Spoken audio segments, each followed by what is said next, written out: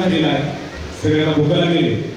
तर 1 मिनिटामध्ये मनोगत आणि 1 मिनिटामध्ये आभार आणि वाढीव 1 मिनिट असे 3 मिनिट, 3 मिनिटापेक्षा जास्त जाणार नाही, फक्त 3 मिनिट आपल्याला थोडं सहन करायचं. आदरणीय व्यासपीठ येथे जमलेले सर्व बांधव भगिनी आणि ज्यांचा कार्यक्रम आहे आज सेवापूर्तीचा, आमच्या सासूबाई, मी सासूबाई शक्यतो म्हणत नाही, सासू मा म्हणतो. आणि पाठीमाग आमच्या सासूबाईचा वाढदिवस होता, वाढदिवसाला मी स्टेटस लावलं होतं सासू मा म्हणून. तर माझे काही जीवलग मित्र किंवा हितचिंतक त्यांनी मला पर्सनली फोन केला आणि मेसेज केला, अरे भलता जीव दिसतोय सासूवर.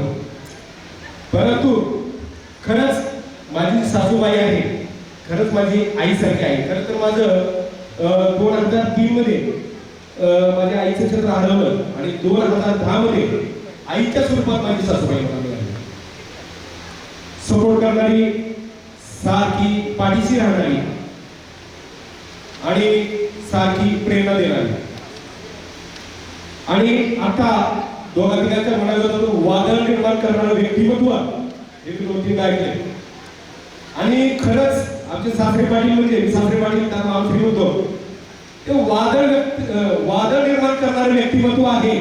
पण वादळाला रोखणारं व्यक्तिमत्व आमचे सासरे. कारण वादळाला रोखायचं म्हणजे त्याच्या पुढचं वर्जन पाहिजे आणि आमच्या सासूबाईकडे. आणि खरं सांगायचं, खरंच त्यांच्याकडे रोखायची आहे, हिंमत आहे, बोध आहे. कारण आमच्या कुटुंबात, आमच्या नात्यामध्ये सगळ्यामध्ये आमच्या सासूबाईचा खूप वचक आहे. सगळे घाबरतात. त्यांचे बंधू असू द्या, आम्ही जावई असू द्या किंवा मुलगा मुलगी असू द्या, त्या सांगायचं झालं, आमच्या सासूबाईनं जर फोन केला माझ्या धर्मपत्नीला की उद्या येणार आहे, उद्या येणार आहे म्हणलं तिचे भीती वाटतो. आणि संध्याकाळी 12 वाजेपर्यंत तिला साफसफाईला करावं लागते. अरे मी तुला म्हणतो, तुझी आई येईल ना का सासू येईल?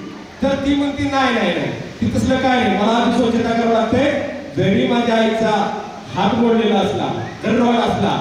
आणि खरंच आमच्या सासूबाई त्याच्या दंडामध्ये मागे ऍक्सिडेंट झालं होतं आणि ऍक्सिडेंटमध्ये त्यांचा दंडाचा तुकडा झाला होता. आम्ही त्यावेळेस सुट्टीमध्ये आलेलो होतो.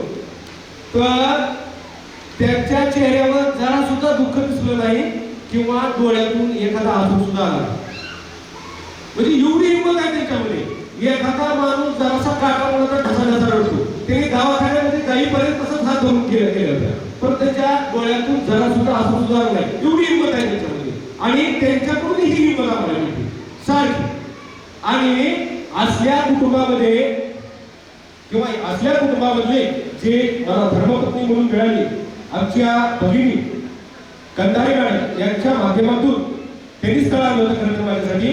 आणि ज्यावेळेस स्थळ आणलं त्यावेळेस मी बळच बघायला आलो होतो, कारण माझी अतिशय हालाकीची परिस्थिती गरीब कुटुंबातला आहे. आणि मला काय वाटलं, जिचे आई वडील केंद्रप्रमुख शिक्षक आहेत हे शक्यच नाही आपल्याला देणं. तरी पण कंधारे मॅडमच्या बोलण्यावरून त्यांनी मला रागवलं. त्यांच्या रागवल्यामुळे मी बघायला आलो आणि बघितल्यानंतर यांची माणुसकी, यांची दूरदृष्टी, मी तर म्हणतो दूरदृष्टी म्हणूनच मला त्यांनी दिली मुलगी. त्यांच्याकडे दूरदृष्टी आहे, मनाचा मोठेपणा आहे. परंतु जरी त्यांनी माझ्यावर एवढा विश्वास टाकला, पण विश्वासाला मी कधीच तडा जाऊ दिला. माझं कुटुंब अतिशय सुखी कुटुंब आहे आणि बऱ्याच कार्यक्रमामध्ये मला आदर्श पती पत्नी म्हणून बरेच आमच्या नातेवाईकांमध्ये बनलं. तर असं सांगायचं, आता कसं मिनिट वाढणार आहे, थोडंसं वक्त घेतो आणखी. तर एवढं यांचं मनोगत, माझं जे मनोगत आहे मनोगताला थांबतो आणि आभाराकडे वळतो थोडसा. आणि मनोगतामध्ये माझ्या सासू सासऱ्यांना मी त्यांच्या पुढील आयुष्यासाठी आरोग्यदायी शुभेच्छा देतो आणि त्यांना विनंती करणार आहे, कारण आमच्या सासूच्या रक्तामध्ये काम कर्तव्य भरभरून भरलेलं आहे, कसून भरलेलं.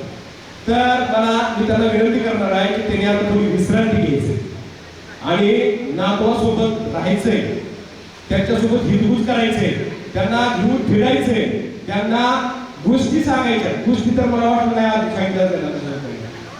फक्त प्रेरणा असती, मोटिवेट असतील लेकरं, आणि त्यांच्याच मोटिवेटमुळे माझी जी दोन्ही लेकरं आहेत आज जे राज्यामध्ये प्रत्येक परीक्षेमध्ये राज्यात टॉप 10च्या आतमध्ये माझे दोन्ही मुली असतात, त्यांच्या प्रेरणामुळे आम्ही मार्गदर्शन असो. आता मी इकडं आभाराकडे वळतोय.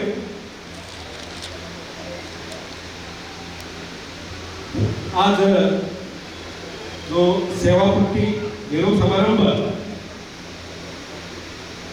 आयोजित केलेला आहे, या कार्यक्रमात आपल्या माननीय आमदार प्रकाशदादा सोळंके साहेब या कार्यक्रमासाठी सकाळी उपस्थित राहिले आणि शुभेच्छा दिल्या. त्याबद्दल जोगदर परिवाराच्या वतीनं मी त्यांचा आभारी आहे.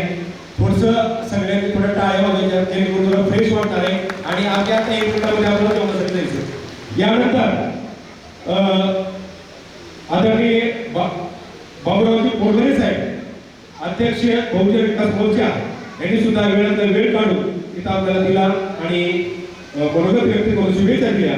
तर आमच्या जोगदर परिवाराच्या वतीनं त्यांचं सुद्धा आभार मानतो. यानंतर आदरणीय मोहनदादा जगताप साहेब, व्हाईस चेअरमन सावरगाव, हे सुद्धा कार्यक्रमासाठी उपस्थित राहिले, शुभेच्छा दिल्या. त्याबद्दल जोगदर परिवाराच्या वतीने आभारी आहे. त्यानंतर आदरणीय मोहनराव काकडे, उपशिक्षणाधिकारी, जिल्हा परिषद बीड, हे सुद्धा कार्यक्रमासाठी उपस्थित राहिले. तर जोगदर परिवाराच्या वतीनं मी त्यांचे आभार मानतो. तसेच माननीय रवींद्र महामुनी साहेब, गट शिक्षणाधिकारी, पंचायत समिती माजलगाव, हे सुद्धा कार्यक्रमासाठी उपस्थित राहिले. त्याबद्दल जोगदर परिवाराच्या वतीनं आभार मानतो. त्यानंतर आदरणीय राधाकृष्ण होके साहेब, आदरणीय मोहन काका सोळंके साहेब, आदरणीय अशोक आबा जळ साहेब,